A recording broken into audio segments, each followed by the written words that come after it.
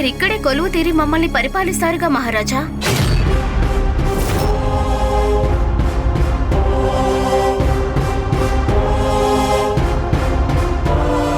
నాకీ ఉన్నత స్థానాన్ని కల్పించినందుకు మీ అందరికీ కృతజ్ఞతలు. కానీ నేను మీ దేశానికి రాజు పదవిలో ఉండదలుచుకోలేదు.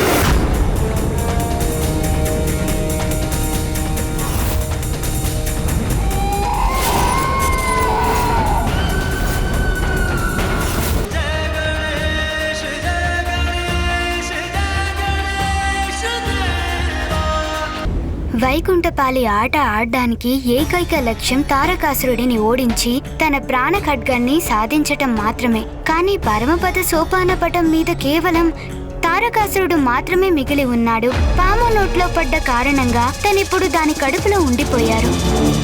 ఇది ఈ సర్పం యొక్క తల. ముందుగా దీంట్లో నుంచి బయటపడాలి నేను.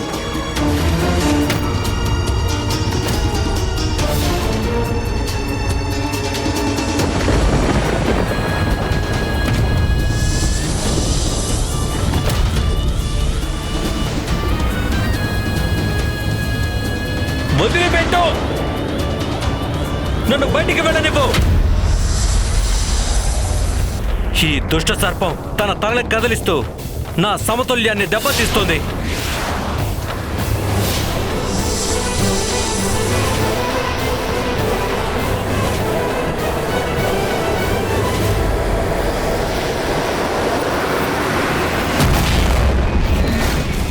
కుమార్ కార్తికేయ, ఏమైపోయావు స్వామి?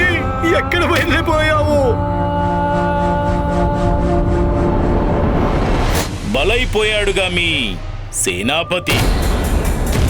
ఇంకా ఒక్కొక్క క్షణం గడుస్తూ ఉండే కొద్దీ ప్రమాదకరమే. తను బయటపడే అవకాశాలు ఇక క్షీణిస్తూ ఉంటుంది, క్షీణిస్తూ. నువ్వు పలికే వీర ప్రలాపాలన్నీ కేవలం క్షణంలో భంగమవుతాయి తారకాసురా. అలా కాని పక్షంలో నువ్వు మమ్మల్ని ఇక్కడే వదిలేసి ఎప్పుడో ఇక్కడ నుండి అదృశ్యం అయి ఉండేవాడివి. కానీ అలా చేయలేదు. ఎందుకంటే దాని అర్థం ఒక్కటే, కుమారస్వామి మళ్ళీ ఆటలోకి వస్తారని. అందుకే వారి కోసం నువ్వు చూస్తున్నావు. ఈ ఆట నేనే రూపొందించింది. మీ స్వర్గం మీద వల పన్నింది కూడా నేనే. అందుకే చెప్తున్నాను, ఇక మీ కుమార కార్తికేయుడు అక్కడి నుండి రాలేడు. మహారాజుకి జై! మహారాజుకి జై! మహారాజుకి జై! ఏంటి గందరగోళం? ఎందుకు ఈ జయజయలు? మహారాజుకి జై! మహారాజుకి జై! మహారాజా, తీసుకోండి, ఈ ఫలాలను తీసుకోండి. లేదు, మీరంతా కూడా ఎందుకో పొరపాటు పడుతున్నట్లుగా అనిపిస్తుంది నాకు. నేను మీకు మహారాజును కాను.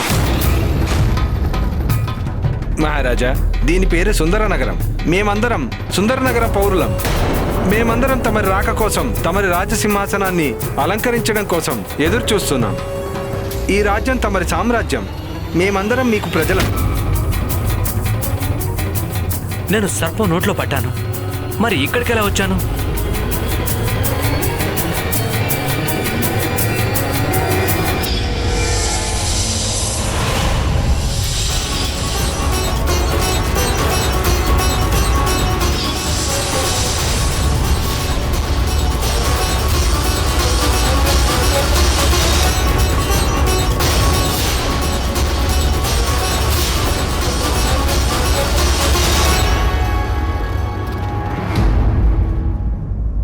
ముందుగా నేను ఇక్కడి నుంచి బయటపడటం అవసరం. వైకుంఠపాలిలోకి వెళ్ళాలి. ఇంద్రదేవుణ్ణి, వాయుదేవుణ్ణి, కుబేర దేవుళ్ళని ఎలాగైనా రక్షించాలి నేను.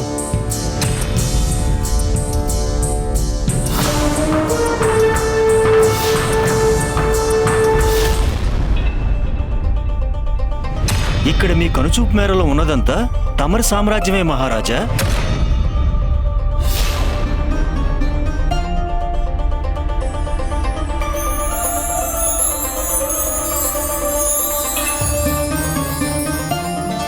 అద్భుతం. ఎంతో అందంగా అనిపిస్తుంది నాకు ఈ సుందర నగరం. పేరుకు తగ్గట్టుగానే వదిలి వెళ్ళటం అనేది ఎంతటి వారికైనా బాధ కలిగిస్తుంది. అయితే మీరు ఇక్కడే ఉండిపోవచ్చు కదా మహారాజా. మీ సేనాపతి గారి మొదటి ఎత్తులో 11 పడింది. 11వ గదిలో ఈ సర్పం మీ కుమార స్వామిని సుందర నగరానికి తీసుకెళ్ళింది.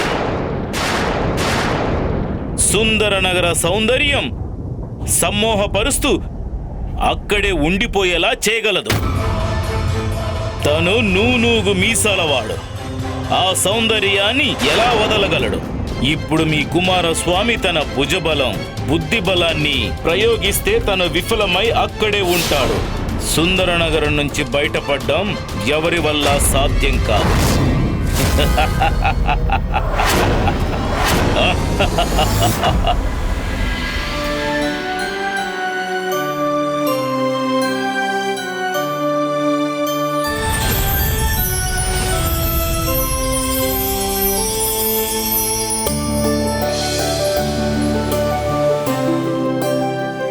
ఎంతో అద్భుతమైన సౌందర్యము ఇక్కడ ఉంది. ఎక్కడ చూసినా శాంతి సౌభాగ్యాలే కనిపిస్తున్నాయి. ఈ వాతావరణం నేను ఇక్కడ నివసించడానికి అన్ని విధాలుగా అనుకూలంగా ఉంటుంది. మన కుమారస్వామిని దేవసేనాపతి పదవిలో ప్రతిష్ఠించడానికి గాను అభిషేకాన్ని ఆరంభించండి. హో దేవసేనాపతి కుమారస్వామికి జై! దేవసేనాపతివి నీవు. దేవతలను రక్షించడం ఇప్పుడు నీ బాధ్యత. వెళ్ళు, నీ బాధ్యతని నెరవేర్చు.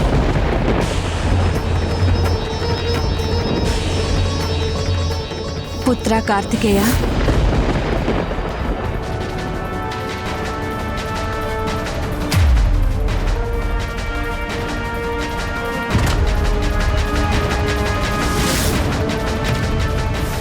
నన్ను క్షమించండి అమ్మా. కేవలం ఈ క్షణికమైన బలహీనతకు లోనవ్వడం వల్ల ఈ సుందర నగరపు సౌందర్యాన్ని ఆకర్షించబడి నా కర్తవ్యాన్ని మర్చిపోయాను. నేను ఇక్కడున్నారనే ఆలోచనకు తావిచ్చాను మాత. పుత్ర, ఈ ఆటలోని ఆకర్షణే అది. వైకుంఠపాళి లేదా మోక్షద్వారం అనేది మన జీవన యాత్రకి ప్రతీక మాత్రమే. ఉత్తమ కర్మాచరణ సన్మార్గంలో నడిపిస్తుంది, జీవితంలో ఉన్నత శిఖరాలను ఎక్కిస్తుంది. ఒకవేళ ఎవరైనా ప్రలోభానికి తల వంచితే వారిని దురదృష్టమనే సర్పం కాటేస్తుంది.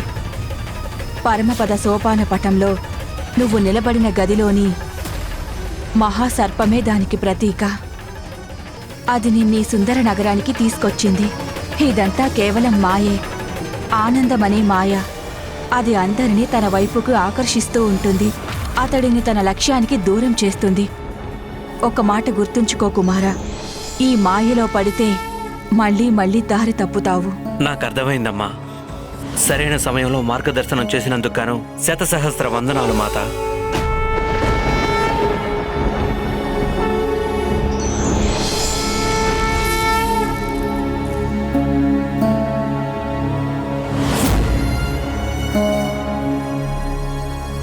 మీరిక్కడే కొలువు తీరి మమ్మల్ని పరిపాలిస్తారుగా మహారాజా.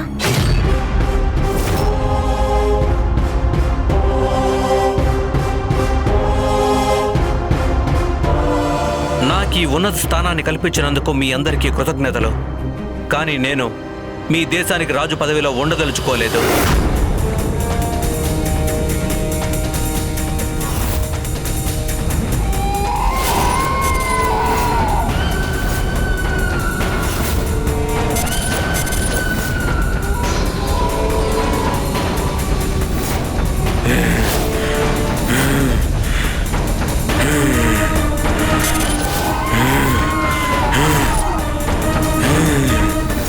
అలా ఎలా వెళ్ళనిస్తామనుకున్నావు? సుందర నగరం నుంచి ఎవ్వరూ వెనక్కి తిరిగి వెళ్ళలేదు.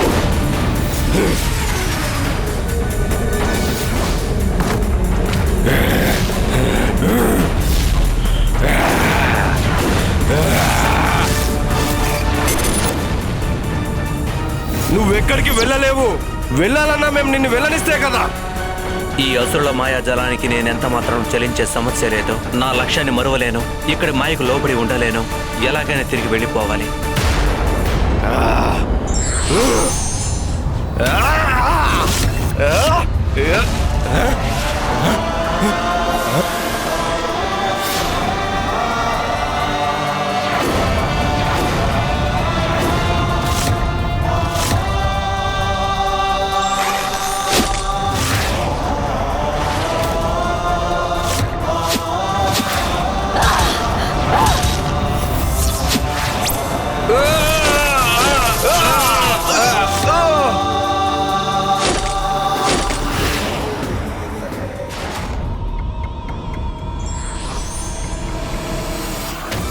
అయితే ఇదేనన్నమాట మనసును మైమరిపించే సుందర నగరం యొక్క అసలైన రూపం.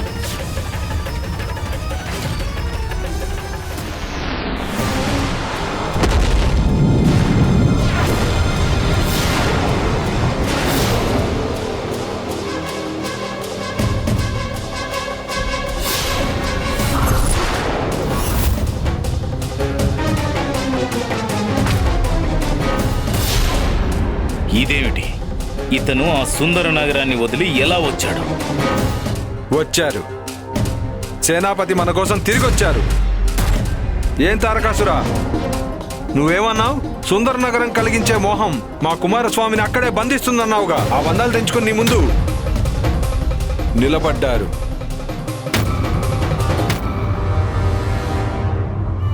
ఇంతవరకు ఎవరూ చేయలేని పనిని ఈ బాలకుమారుడు ఎలా సాధించగలిగాడు?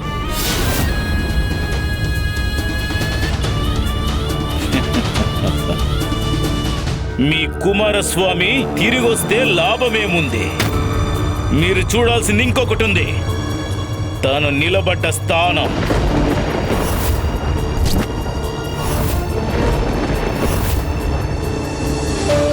పదకొండు నుంచి ఏడుస్తూ 7. మీ కుమారస్వామి నాకంటే వెనకబడిపోయాడు. ఇప్పుడేం చేస్తావు?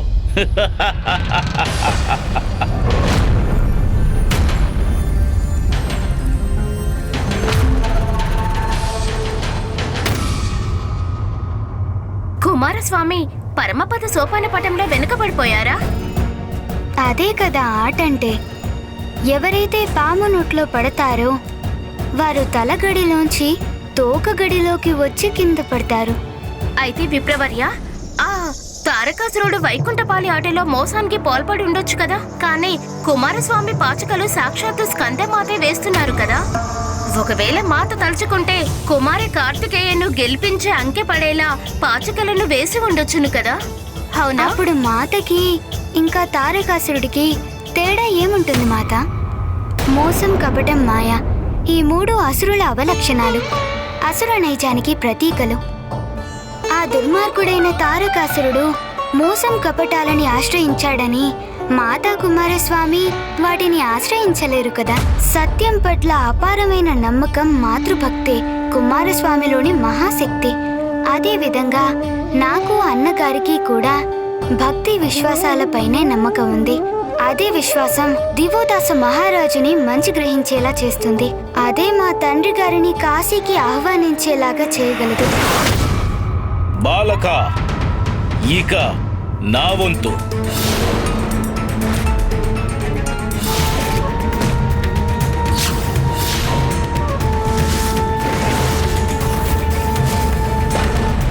ఇప్పుడు పడే పందెం ఈ దుష్టుడికి మరింత ముందుకు వెళ్లకుండా చేస్తే చాలు.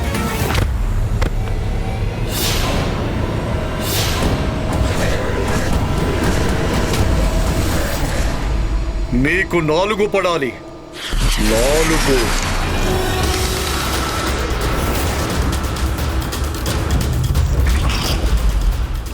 4.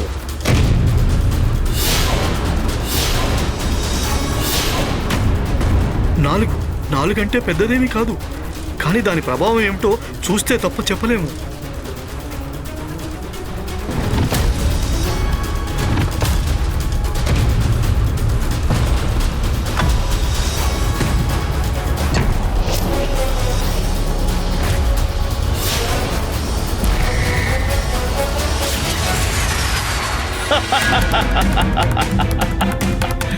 ఇదేమిటి? అరే వా, నేను మళ్ళీ నిచ్చెనెక్కబోతున్నాను.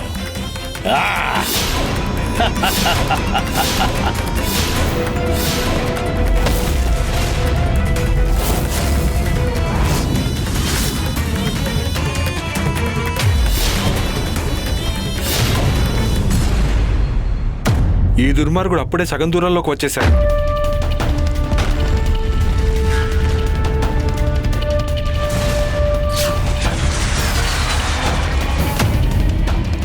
ఈ దూర్తుడు ఇలాగే పైకి వెళ్తూ ఉంటే మేము పూర్తిగా వృక్షాలుగా మారిపోతాం. ఒకేసారి 50 గడిలోకి వచ్చేసాను. ఆనందంగా ఉంది, చాలా ఆనందం. అదృష్టం కూడా ఆహాహా నా చెంతే ఉంది. ఏంటి సేనాపతి కార్తికేయ, ఎలా ఉంది?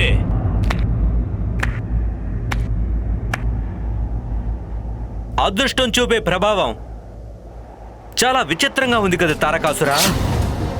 అదెప్పుడు తిరగబడి దురదృష్టంగా మారుతుందో ఎవ్వరూ చెప్పలేరు.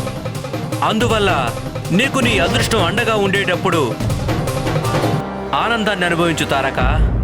బాగుంది. అదృష్టం దురదృష్టం గురించి నువ్వు మాట్లాడుతున్నావు. నీకు ఎంత ధైర్యం ఉంటే నా గురించే వెటకారంగా మాట్లాడతావా? నువ్వున్న స్థితి నుండి నేనున్న స్థితికి నువ్వు ఎప్పుడు రాలేవు. అర్థమైందా కుమారా కార్తికేయ?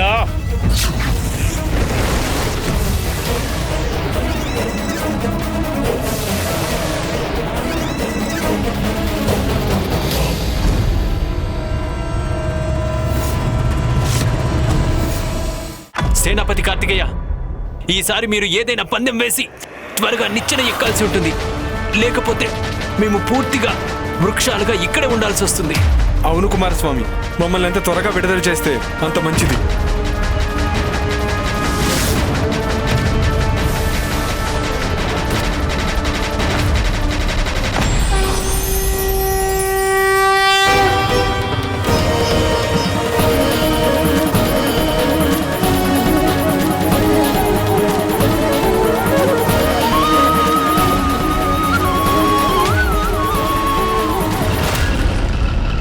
ఆకాశంలో ఎవరి మీదికి తన దృష్టిని సారిస్తున్నాడు తను. నాకు మాత్రం ఏమీ కనిపించడం లేదక్కడ.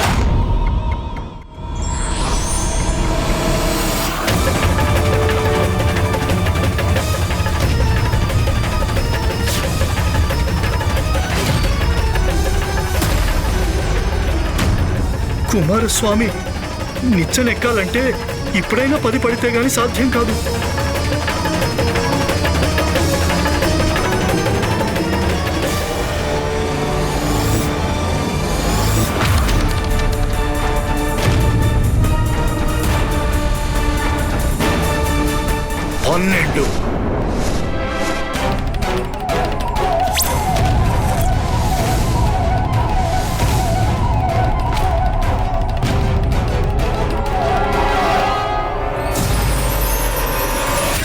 తను ఎంత పైకెక్కితే అంత మంచిది.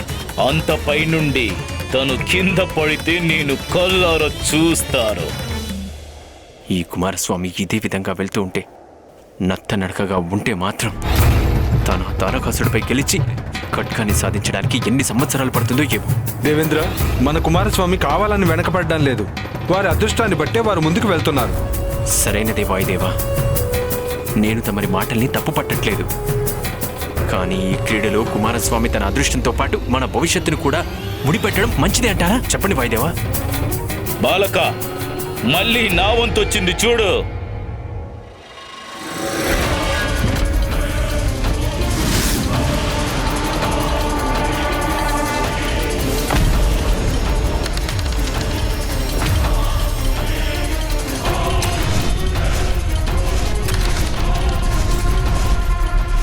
నాకిప్పుడు 3 పడాలి. 3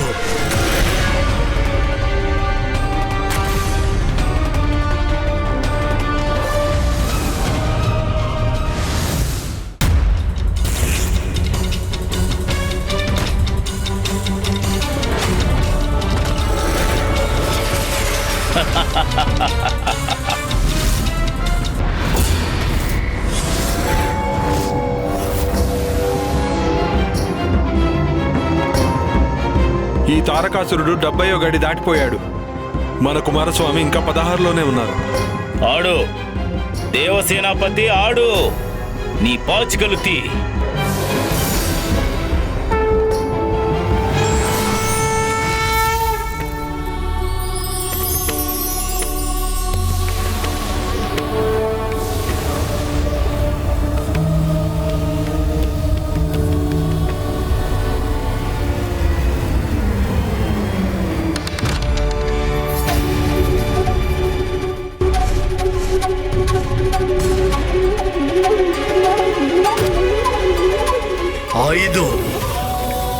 తెలీదు.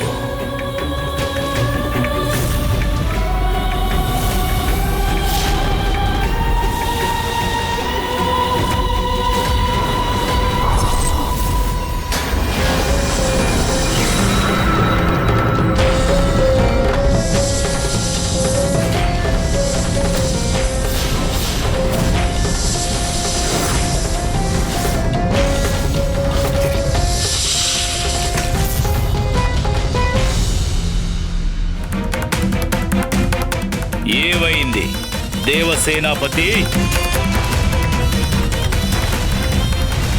ఎక్కడికొచ్చి పడ్డావో తెలుసా నీకు?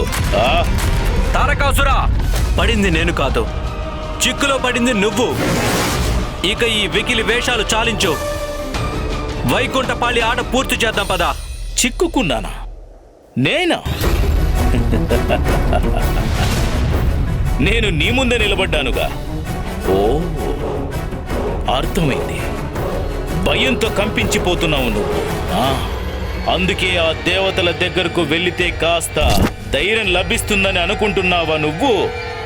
ఇప్పుడు ఏమైపోయాయి నీ ధైర్య సాహసాలు కుమార కార్తికేయ?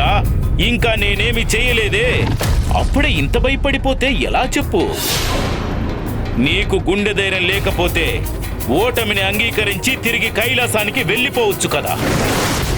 ఆ కైలాసంలో మీ అమ్మా నాన్న నీడలో హాయిగా ఆడుకోవచ్చు కదా.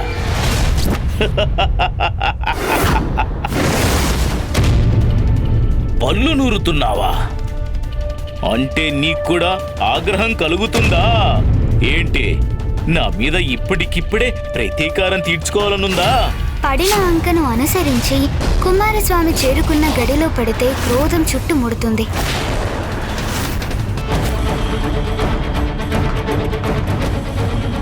ఏ క్రోధం వస్తుంది కదా నా మీద నీకు? తీసుకో, ఈ ఖడ్గం తీసుకొని నా శిరస్సు ఖండించు.